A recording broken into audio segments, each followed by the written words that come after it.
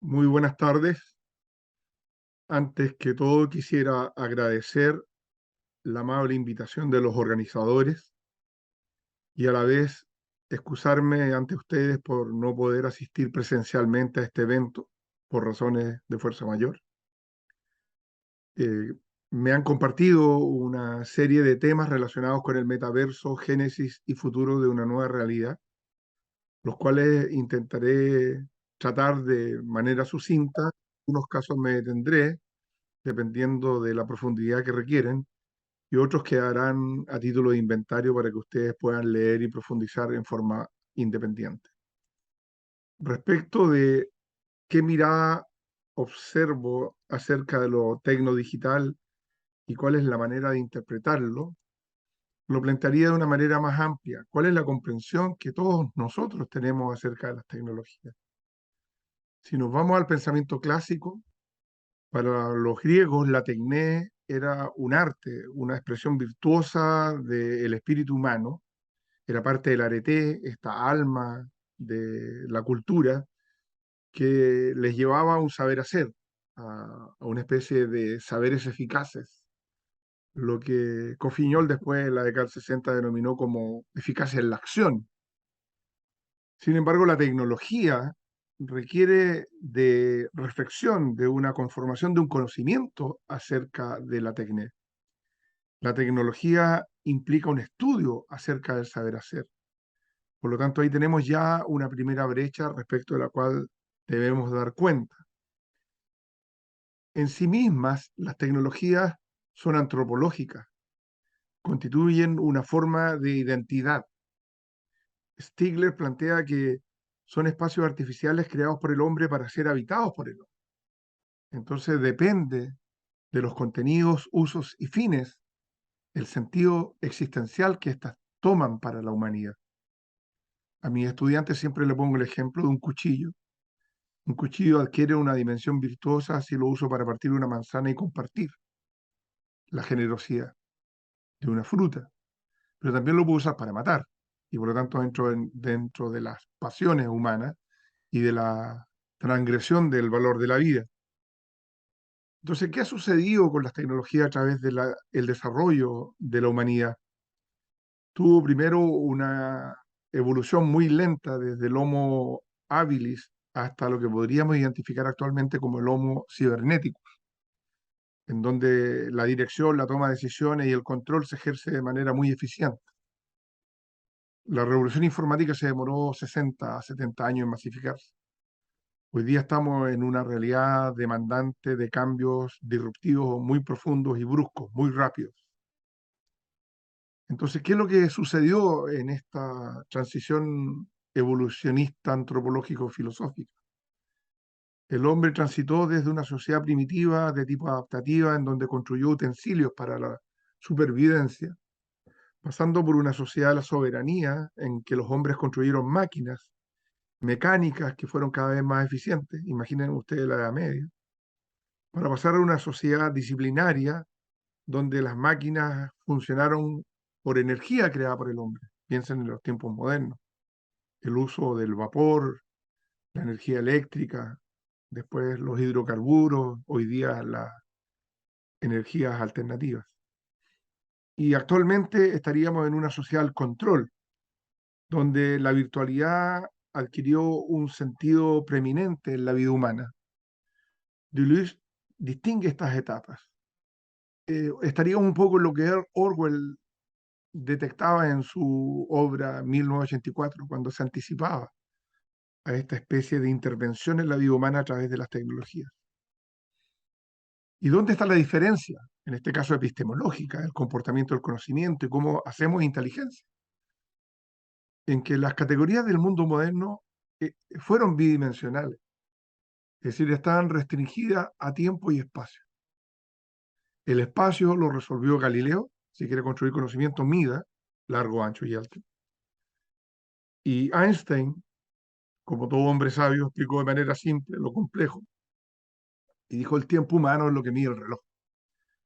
Entonces, en base a estas categorías se construyó el conocimiento moderno.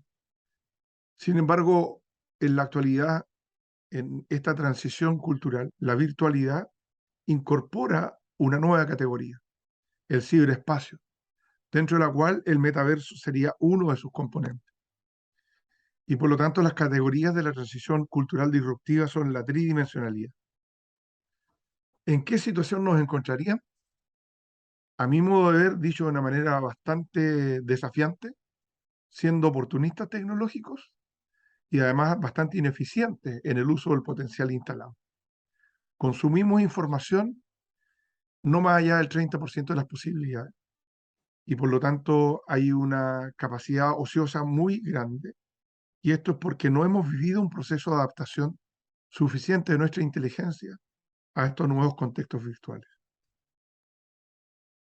Respecto al tema 2, ¿el origen del metaverso es algo nuevo o tiene sus antecedentes?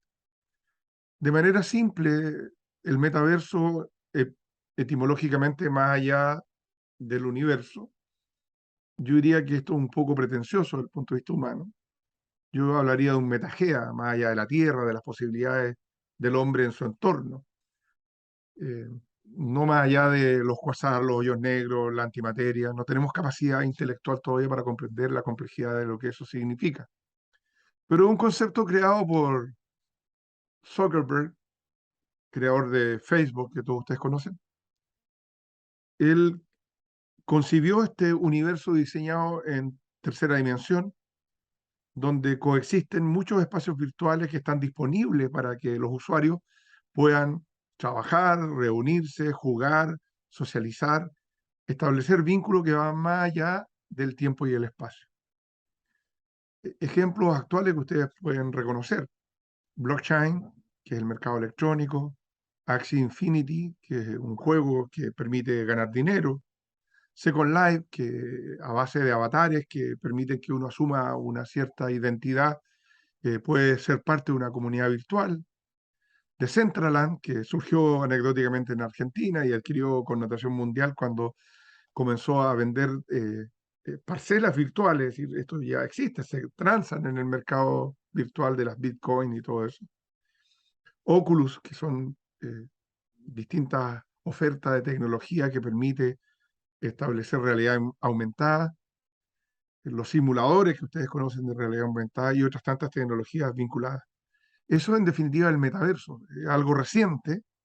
Sin embargo, antecedentes por supuesto que hay. Stevenson escribió una novela en 1992 que se llama Snow Crash, algo así como choque de nieve o golpe de nieve, que es una novela de ciencia ficción que adquirió relevancia mundial y se transformó en un bestseller, porque tiene implícita, antes de que existiera esta concepción del metaverso, y trata de ir un personaje que es el protagonista, es un repartidor de pizzas, y quien en el metaverso, en este universo paralelo virtual, asume el rol de un príncipe guerrero, y él debe enfrentar un virus informático que podría provocar un gran colapso en todo el sistema virtual. Entonces, ¿hay antecedentes respecto a esto? Sí, no es nuevo, pero las implicancias futuras vinculadas con otras tecnologías, como veremos después, por supuesto que tiene mucho que desarrollar como parte de la vida humana del futuro. ¿Qué significado tiene la existencia del metaverso para nuestra sociedad? El metaverso es un síntoma más de una transición cultural disruptiva que estamos experimentando. Esto venía previo a la pandemia y se profundizó con la pandemia. El teletrabajo, la educación digital, la telesalud, la telemedicina, adquirieron prestancia, pero esto ya venía. Lo que pasa es que no permeaba toda la sociedad. Y en realidad lo que está en el fondo es que la cultura del hombre cambia cuando cambia la forma de ser inteligente. Y lo que estamos enfrentando hoy día es una nueva forma de inteligencia, por lo tanto una nueva cultura. Es lo que Kurzweil denomina la transhumanización. Es una nueva forma de singularidad humana en que la inteligencia biológica se ve potenciada por la inteligencia artificial. Y requerimos para esto nuevas comprensiones de los fenómenos. Él habla de la ley de los rendimientos acelerados, es decir, hoy día las dinámicas de la solución de los problemas del hombre no tienen nada que ver con todo lo que ocurrió en toda la historia previa de 4.000 años de desarrollo de las civilizaciones humanas. Entonces, el metaverso es un síntoma más de esta transformación que surge con claros propósitos comerciales de desarrollo de negocio y de la distracción como parte de ese negocio, pero que gradualmente ha ido invadiendo otros ámbitos como la educación, la salud, otros desempeños virtuales, como por ejemplo su influencia en la disrupción laboral. Ya con el teletrabajo y el metaverso podremos asumir roles eficientes, estando dentro de nuestro hogar, por ejemplo, y simulando a través de un avatar un desempeño en una prestación de servicio, por ejemplo, en una oficina, etc. Existencialmente, el metaverso, como parte de estas tecnologías disruptivas, está influyendo en la concepción de un nuevo tipo de humanidad. En realidad es una nueva antropología filosófica. Tenemos que pensar que todas estas tecnologías están modificando nuestra forma de ser, nuestra forma de relacionarnos, la sociedad y la cultura. Entonces, más que hacernos la pregunta por qué hemos creado, es en qué contexto se ha creado el metaverso y cuáles son las razones existenciales de un fenómeno que, más que social, es cultural. Aquí hay temas que tienen que ver también con lo epistemológico. En la modernidad, como decíamos, éramos bidimensionales. El conocimiento se construía desde una racionalidad positivista y pragmática, posteriormente neopositivista, en donde se desarrolló la ciencia y la tecnología, y también otro tipo de saberes como el conocimiento metafísico, la ontología, la teología, la psicología, la teleología, axiología, sistema filosófico, etc. Eh, Esto Kant lo trata muy bien cuando en Crítica a la razón pura y Crítica a la razón práctica establece cuál es el límite entre el conocimiento científico y el metafísico. Pero lo concreto es que esa es la forma de construir conocimiento. Pero el metaverso es parte de un macrofenómeno, es parte de la disrupción tecnológica en donde los avances de la ciencia y la tecnología están provocando cambios tan profundos que se proyectan hacia el futuro cercano, que van a provocar y ya están provocando una drástica modificación de las formas de vida del hombre y de las nuevas formas de comportamiento del hombre y del trabajo. A título de inventario, porque no tengo tiempo para profundizar, algunas expresiones de la disrupción tecnológica a manera de tecnología emergente que se van profundizando. La inteligencia artificial, la big data o el manejo o el procesamiento masivo de datos, la biología sintética, la ingeniería de tejidos, los laboratorios de sistemas complejos que permiten reproducción artificial de la biología natural, la robotización asociada con la microminiaturización, que permite no solamente la reproducción artificial del movimiento, sino que también con la nanotecnología invadir aspectos de la vida del hombre y resolver problemas de la salud humana. La realidad aumentada, que también es parte del metaverso, las redes neuronales artificiales, el procesamiento natural del lenguaje, como ya lo dije, la salud digital, el Internet de las cosas, el Internet de las personas, la ciudad inteligente, los vehículos autónomos, el blockchain, mercado digital, las Bitcoin y todas las criptomonedas, la impresión 3D y 4D que incluso va a permitir que fabriquemos nuestros propios alimentos en nuestro hogar, la domótica que tiene que ver con estas tecnologías en el hogar, la seguridad de las cosas, por nombrar algunas, hay muchas más. Entonces, de alguna manera, esto tiene que ver con la pregunta del tema 5, los límites éticos del metaverso. ¿Los tiene realmente? Aquí creo que debemos ser claros y detenernos brevemente. Philip Rosedale, creador de Second Life, este ambiente precursor del metaverso, que creaba un mundo virtual paralelo en base a Avatar, se planteó autocríticamente cuando vio lo creado y lo que habían logrado, que la gente, cuando invade el metaverso, tiende a huir de la realidad. Busca insertarse en largos periodos de descanso y desconexión del mundo real. Es un poco lo que sucede con la adicción a los juegos digitales por parte de los niños y de los adolescentes y también de algunos adultos. Entonces, esto podría llegar a tener graves consecuencias para la salud mental. Es decir, podría provocar una suerte de cierta esquizofrenia existencial, porque viviríamos en dos mundos.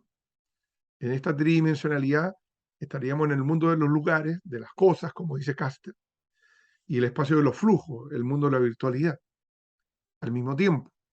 Y podríamos asumir roles distintos. Por lo tanto, tendríamos al menos dos vidas, podríamos tener múltiples vidas. Y ahí el tema de la identidad es un tema complejo.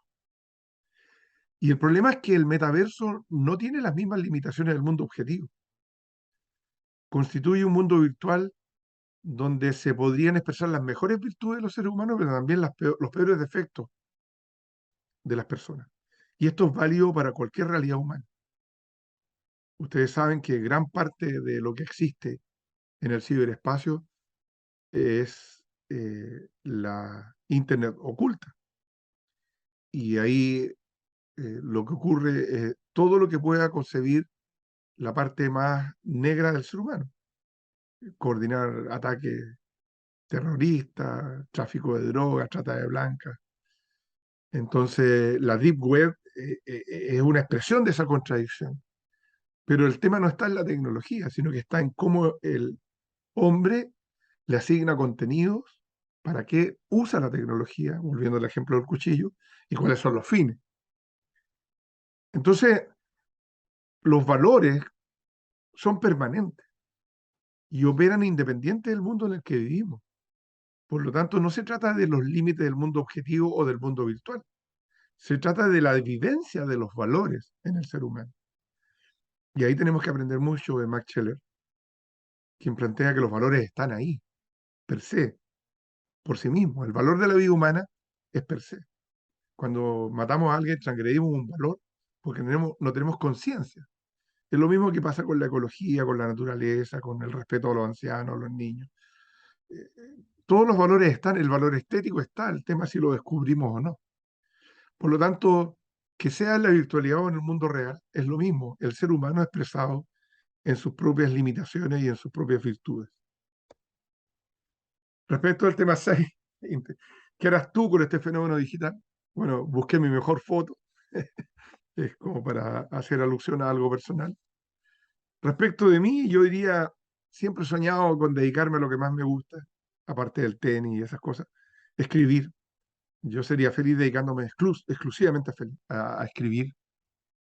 Creo que la escritura es una forma de expresión de la libertad del espíritu humano, es muy profunda y una forma también de vincularse con los demás, pero como lo planteaba Cortázar, al otro lado del río, al otro lado del puente. Uno escribe sin pensar en ser leído, uno escribe desde su propio espíritu, desde su propia inteligencia, para compartir ideas, pensamientos, sentimientos, pasiones.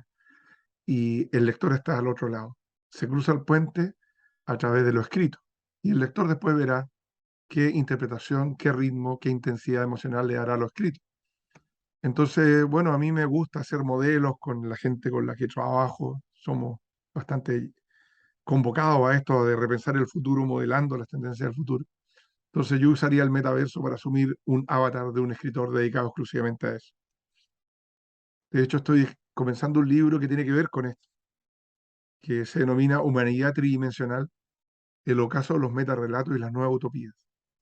Es un ensayo que busca hacer una autocrítica antropológico-filosófica desde los orígenes del hombre hasta la actualidad, en donde nos hemos dado cuenta que la visión evolucionista declara más la evolución del hombre desde el punto de vista del desarrollo de sus culturas, pero no hace una autocrítica respecto de cómo ha ido creando las soluciones a su vida y cuáles han sido precisamente los contenidos, usos y fines. Entonces, ahí tenemos un tema pendiente. Los grandes metarrelatos de la modernidad no resolvieron los grandes problemas del hombre, todo lo contrario, nos dejaron una herencia catastrófica y necesitamos nuevas ideas, nuevas utopías. Y en eso estamos. Si estuviera en el metaverso, estaría exclusivamente dedicado a eso. Respecto al tema 7, ¿hacia dónde va el metaverso? Proyección próximos 50 años, difícil. Yo diría fácil imaginar las próximas 2 décadas. El tema es que la humanidad está enfrentada a una gran indefinición. Nadie está suficientemente preparado para asumir estos cambios tan abruptos y desafiantes, porque provocan un cambio profundo en nuestra forma más interior, en nuestra forma de ser. Y además, objetivamente, en la sociedad, y la pandemia se encargó de demostrarlo. Existen brechas digitales en equipamiento, en conectividad y en habilidades digitales necesarias para ser eficientes en el uso de estas tecnologías. Y esto, probablemente también por razones económicas, va a provocar un apropiamiento inequitativo de las tecnologías disruptivas. Voy a poner un solo ejemplo. En la salud digital del futuro, las personas que tengan recursos para acceder a tecnologías de primer nivel disruptivo, como algunas de las que nombré, van a vivir 200 años, porque le van a poder reemplazar los órganos que se enferman, le van a poder limpiar su sistema eh, eh, detectando en la sangre las partículas de colesterol y por lo tanto van a haber menos infartos cardíacos, etcétera. Pero las personas que no tengan recursos para hacerlo van a seguir con la misma expectativa de vida que tenemos ahora, 80 años y un poco más. Entonces hay problemas y en educación también, etcétera. Entonces ha habido distintas formas de tratar de explicar esto, la cultura global, la cultura postmoderna, la sociedad del conocimiento, de la información, la cultura cibernética, la sociedad líquida, por nombrar algunas, hay muchas más. Pero en realidad lo que estamos haciendo es enfrentar el desarrollo de una realidad que ha sido complejizada de una manera muy enérgica, que se globalizó muy rápidamente y que es intercultural, en donde la fisonomía del mundo está cambiando y cambiará radicalmente en las próximas 2 décadas. Seremos ciudadanos tridimensionales, ciudadanos pertenecientes a la singularidad cultural del grupo humano en el que vivimos, pero también vinculados activamente con la cultura escalomana. Ustedes se preguntarán cuando hablo de cultura escalomana a qué me refiero. Bueno, el conocimiento científico, tecnológico, el arte, por nombrar algunas expresiones, hoy día son cultura a nivel universal. El tema es cómo se democratiza el acceso, cómo se hace que llegue a todos. Y esto tiene que ver con las nuevas contradicciones y los nuevos desafíos de las políticas públicas, etc. También hay un desafío de identidad, porque todos estos fenómenos que son tan ágiles provocan aculturación, es decir, pérdida de la identidad, provocan transculturación, es decir, transferencia de rasgos culturales de otros grupos humanos, y requieren de endoculturación, es decir, de buscar cómo reafirmamos nuestra propia identidad. Yo diría los desafíos para las próximas décadas es repensarnos para asumir profundamente una nueva visión disruptiva de la vida, dejando de ser oportunistas tecnológicos que aprovechan el consumo de información de manera superficial para invadir los espacios artificiales creados por el hombre desde el punto de vista de darle sentido a sus contenidos, usos y fines. En educación, no tengo dudas, ya estamos con síntomas al respecto. La tendencia será a que la educación será mixta, be-learning, complementando lo presencial con lo virtual. Y lo que necesitaremos es un profundo cambio cultural reflexivo sobre tecnologías profundas, comprendidas como espacios artificiales a los que se le asigna un sentido según sus contenidos y el sentido ético y virtuoso de su uso. Desde un contexto de disrupción tecnológica, necesitamos repensarnos nuevos paradigmas educativos, un nuevo tipo de humanidad, de sociedad y de cultura. El metaverso es un síntoma más de todo este proceso mucho más amplio de transformación. Muchísimas gracias.